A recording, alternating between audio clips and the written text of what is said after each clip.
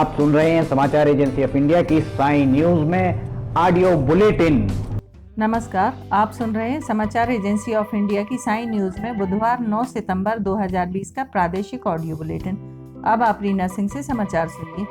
राजधानी भोपाल में अनलॉक 4 के बाद सभी तरह की बंदिशों को हटा दिया गया है। इसके बाद सार्वजनिक स्थलों और बाजारों में भीड़ बढ़ रही है। ऐसे में कोरोना की रफ्तार फिर से बेकाबू हो गई है। यहाँ पर हर रोज 200 से 250 नए मरीज सामने आ रहे हैं। बुधवार को भोपाल में 262 नए मामले सामने आए। अब कोरोना को रोकने के लिए जिला प्रशासन ने जरूरी कदम उठाते हुए एक नई एडवाइजरी जारी की। कोविड-19 के नियमों का उल्लंघन करने पर स्पॉट फाइन वसूला जाएगा। इस संबंध में कलेक्टर अविनाश लवानिया ने बुधवार को आदेश जारी किया। अगर कोई व्यक्ति फेस मास्क या फेस कवर बिना पकड़ा गया तो उसके खिलाफ 500 रुपये का स्पॉट फाइन लिया जाएगा। इसके साथ सोशल डिस्टेंसिंग का पालन नहीं करने पर 500 रुपये का जुर्माना लगाया जाएगा। आदेश का सख्ती के साथ पालन करवाया जाएगा। नियमों को लागू करने की जिम्मेदारी भोपाल नगर निगम के सभी सहायक कमिश्नर, सभी थाना प्रभारियों को अधिकृत किया गया है। सार्वजनिक स्थलों पर थूकते हुए पाए जाने पर 1000 का जुर्माना लगाया जाएगा। अगर होम और संस्थागत क्वारंटाइन लोग नियमों का उल्लंघन करते हैं तो उन पर 2000 रुपये का जुर्माना लगेगा। किसी भी संस्था, कार्यस्थल अथवा व्यापारिक प्रतिष्ठान पर कोविड नियमों का उल्लंघन किया जाता है तो उन पर 5000 रुपये का जुर्माना मौके पर ही वसूला जाएगा। भोपाल में सब कुछ खुल जाने के बाद विरोध प्रदर्शन, रैलियां, चुनावी कार्यक्रम और पर्यटन स्थलों पर भीड़ लगनी शुरू हो गई है। रविवार का लॉकडाउन और नाइट कर्फ्यू भी समाप्त कर दिया गया है। इससे लोग रात में भी टहलते देखे जा रहे हैं। मुख्यमंत्री शिवराज सिंह चौहान ने कहा है कि 12 सितंबर को प्रधानमंत्री आवास योजना के अंतर्गत आयोजित होने वाला गृह प्रवेश कार्यक्रम उत्साहपूर्वक मनाया जाए। प्रधानमंत्री श्री नरेंद्र मोदी का लक्ष्य है कि हर परिवार के पास अपना घर हो। इस दिशा में कार्य करते हुए प्रदेश में प्रधानमंत्री आवास योजना के तहत 2 लाख आवास निर्मित किए गए हैं। प्रधानमंत्री नरेंद्र मोदी इन आवासों में हितग्राहियों को गृह प्रवेश कराएंगे। प्रधानमंत्री प्रदेश के हितग्राहियों से चर्चा भी करेंगे। इन परिवारों के लिए यह दिन आनंद और उत्साह का है। अपना घर लोगों के मन में सुरक्षा का भाव लाएगा। अतः वर्चुअल आधार पर आयोजित इस कार्यक्रम में अधिक से अधिक लोग जुड़ें। मुख्यमंत्री श्री चौहान मंत्रालय में आयोजित बैठक में प्रधानमंत्री आवास योजना के अंतर्गत गृह प्रवेश कार्यक्रम की तैयारियों की समीक्षा कर रहे थे।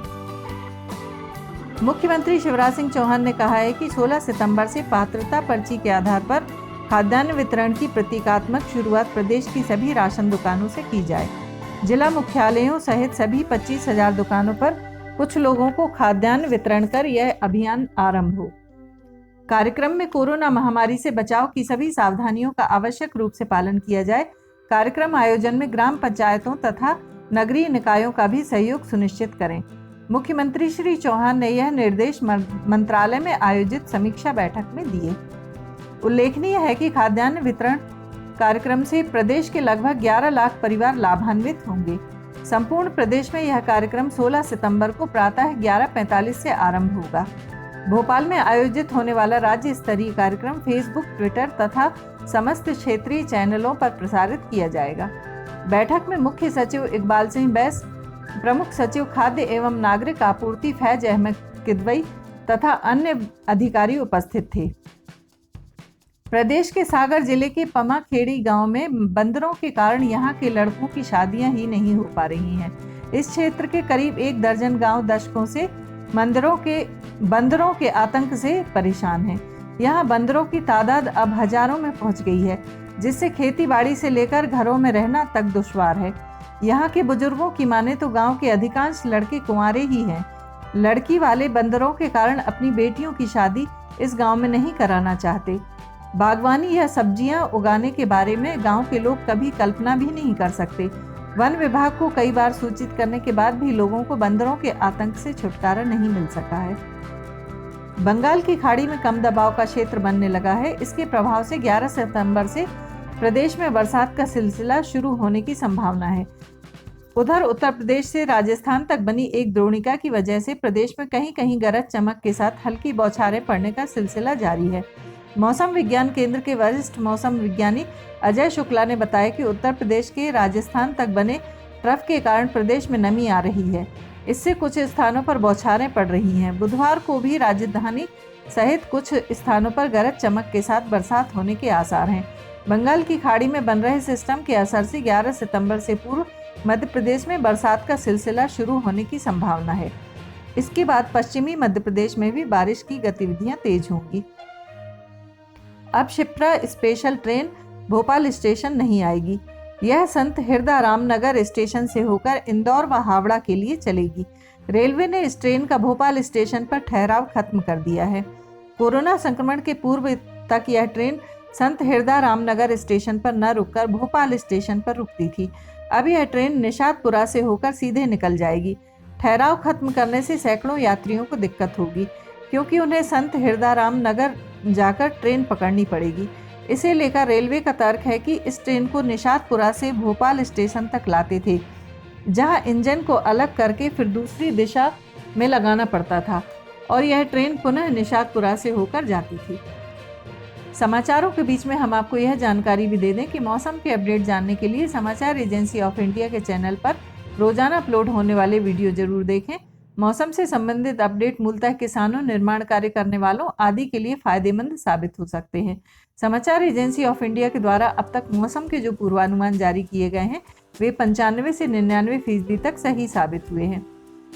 नेशनल ग्रीन ट्रिब्यूनल ने मंगलवार को विश्व के प्राचीनतम मानव निर्मित वेटलैंड भोज ताल के दक्षिणी हिस्से में तेजी से हो रहे अवैध और पक्के निर्माणों को लेकर राज्य सरकार को नोटिस दिया है। एनजीटी ने भोपाल की कानून की एक छात्रा आर्या श्रीवास्तव की याचिका पर संज्ञान लेते हुए राज्य सरकार व नगरीय प्रशासन एवं विकास विभाग की कार्यप्रणाली पर सवाल खड़े किए हैं। जस्टिस शिव कुमार व डॉक्टर एस गार्बियाल की जूरी ने कहा कि वैश्विक महत्व की रामसर साइट होते हुए भी सरकारी एजेंसियां तालाब के संरक्षण में नाकाम साबित हो रही हैं। वेटलैंड कंजर्वेशन मैनेजमेंट रूल के तहत वेटलैंड के एफटीएल के नज़दीक स्थायी निर्माण प्रतिबंधित हैं। मास्टर प्लान 2005 में भी एफटीएल के 50 मीटर में पक्के निर्माण पर रोक है। इसके बाद भी सरकारी संस्थाओं की ओर से अतिक्रमण हटाने की कार्रवाई न करना उनकी नाकाबिलियत दर्शाता है। कोरोना के संक्रमित मरीजों का आंकड़ा 44 लाख के लगभग पहुंच रहा है। वर्तमान में यह आंकड़ा 43,82,518 पहुंच गया है। देश में कुल एक्टिव मरीजों की तादाद से लगभग 25,05,000 से ज्यादा लोग स्वस्थ हो चुके हैं। देश में अब तक सक्रिय मरीजों की तादाद 9,01,518 एवं रिकवर्ड मरीजों की तादाद 34,06,270 है। जिनका निधन हुआ है उनकी संख्या 74,028 है। अब तक देश में कुल 5,18,04,677 लोगों का कोविड परीक्षण कराया जा चुका है। वहीं मध्य प्रदेश में संक्रमित मरीजों की तादाद का आंकड़ा 77,000 से ज्यादा हो गया है। यहाँ कुल संक्रमित मरीजों की तादाद से लगभग 41,0305 से ज्यादा लोग स्वस्थ हो चुके हैं।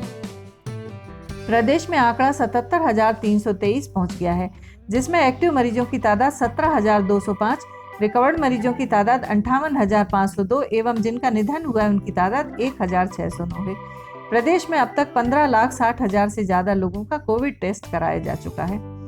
प्रदेश में जिन जिलों में कोरोना के संक्रमित मरीजों की तादाद 1,000 से ज्यादा है, उनमें वर्तमान में इंदौर में 15,165 कुल मरीजों में से एक्टिव मरीजों की तादाद 4,239 एवं जिनका निधन हुआ है उनकी संख्या 427 है।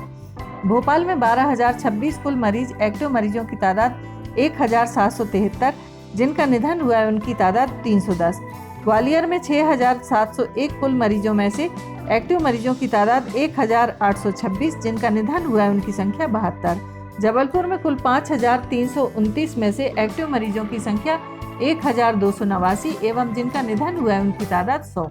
मुरैना में कुल मरीजों की संख्या 2,199 एवं सक्रिय मरीजों की तादाद 137, जिनका निधन हुआ है उनकी तादाद 15। उज्जैन में 2,012 कुल में से एक्टिव मरीजों की तादाद 334, जिनका निधन हुआ है उनकी संख्या 81। खरगोन में कुल मरीजों की संख्या 1,985, एक्टिव मरीजों की तादाद 426 एवं जिनका निधन हुआ है उनकी संख्या 30।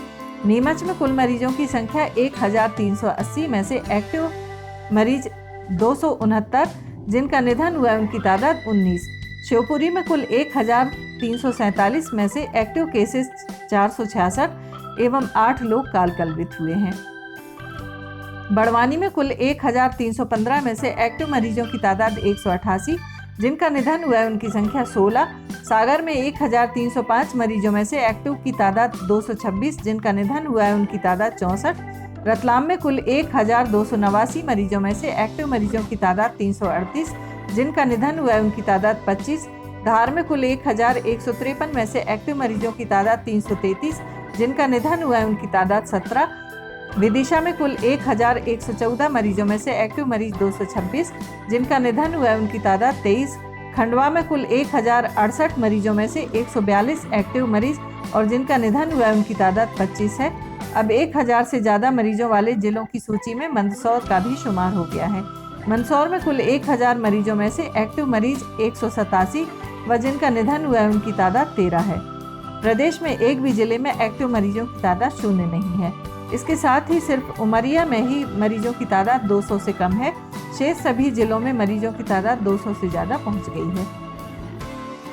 आप सुन रहे थे रीना सिंह से समाचार एजेंसी ऑफ इंडिया की साई न्यूज़ में बुधवार 9 सितंबर का प्रादेशिक ऑडियो बुलेटिन। बृहस्पतिवार 10 सितंबर को एक बार फिर हम ऑडियो बुलेटिन लेकर हाजिर होंगे। अगर आपको यह ऑडियो बुलेटिन पसंद आ रहे हो तो आप इन्हें लाइक, शेयर, सब्सक्राइब जरूर करें। फिलहाल इजाजत हैं, नमस्कार।